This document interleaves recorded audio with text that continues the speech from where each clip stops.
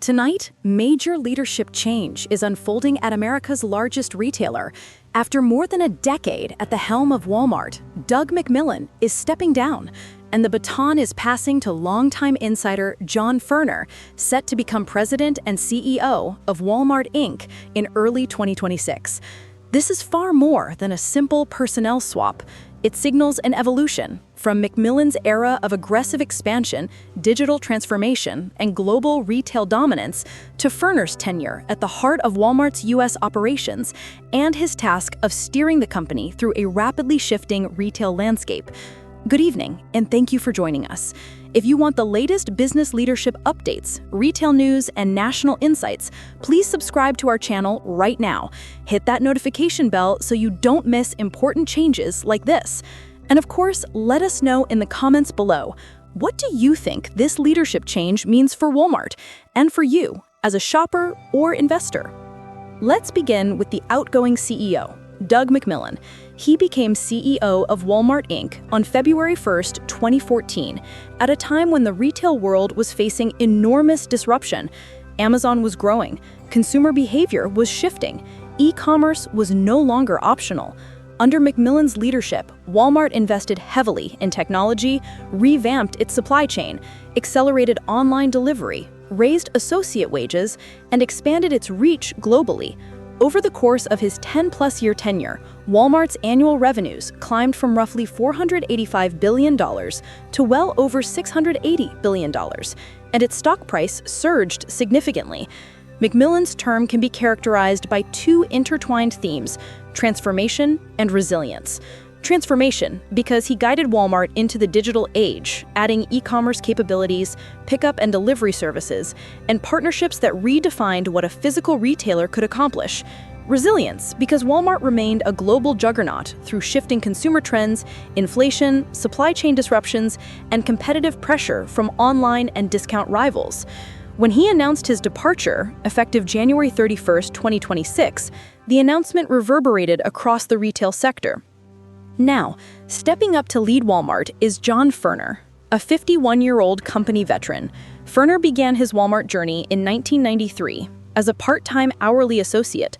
Over 3 decades, he rose through store operations, merchandising, Sam's Club leadership, global roles, and then in 2019 became president and CEO of Walmart US, overseeing more than 4,600 stores and over 1.5 million associates.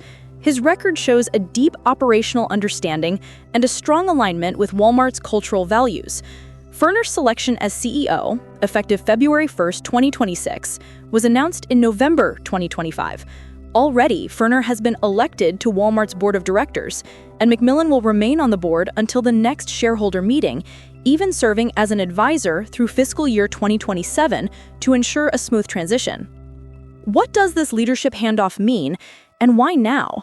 For one thing, Walmart is navigating what analysts call a challenging consumer backdrop: inflation, uneven consumer spending, digital disruption, and global tensions. McMillon did much of the heavy lifting, but the company is now entering a phase that demands operational agility, digital scale, AI-driven retailing, and heightened efficiency. Furner is seen as the candidate who knows the floor, the stores, the associates, which may make him well-suited for the next chapter. Let's dig into some key themes. 1. Continuity versus change. Furner comes from within, meaning continuity of values and culture, but he also brings a fresh focus on store-level optimization, U.S. market precision, and what many in retail call the next gen of multi-channel commerce. Expect Walmart under his leadership to place even more attention on the U.S. business, digital innovation, store formats, and associate experience. 2. Associate and operational leadership.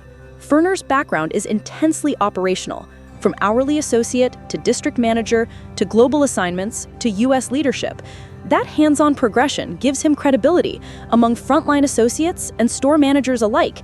In an era where labor, methods of work, automation, and store formats are evolving rapidly, that might matter more than ever. 3. Digital and supply chain transformation continues. Even as McMillon leaves, his transformation agenda remains live. Walmart's ambitions in e-commerce, delivery, data analytics, generative AI, sustainability, and global sourcing have heightened. Furner must keep that momentum while optimizing profitability, controlling costs, adapting to slower consumer spending, and elevating the physical store network. 4. Market and shareholder signals. The announcement of McMillon's retirement sent a ripple through the market. Walmart shares dropped roughly 2 to 3% in pre-market trading on the news. Some investors interpreted the move as timely, others as a risk signal amid uncertainty. As we look ahead, here are questions the market and consumers alike will watch. Will Furner pivot away from broad global expansion and focus more heavily on the U.S. business?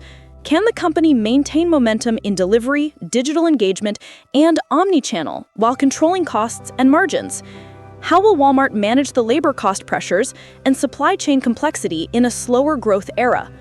What role will sustainability, corporate purpose, and associate investment play under Furner's leadership? And perhaps most importantly, for everyday consumers, will these internal shifts translate into better service, lower prices, faster delivery, and improved shopping experiences? Because for Walmart's 2.3 million employees worldwide and hundreds of millions of customers, those changes matter. By the way, if you're watching this and you have a Walmart near you, drop a comment right now. What changes have you noticed in your local store? Better pickup service, shorter lines, more tech? We'd love to hear your observations. As for Doug McMillon, his legacy is significant.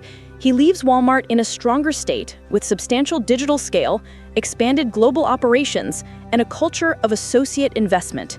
He built a bridge from the old-school big box era to the digital-first retail age. For John Furner, the task ahead is both familiar and formidable.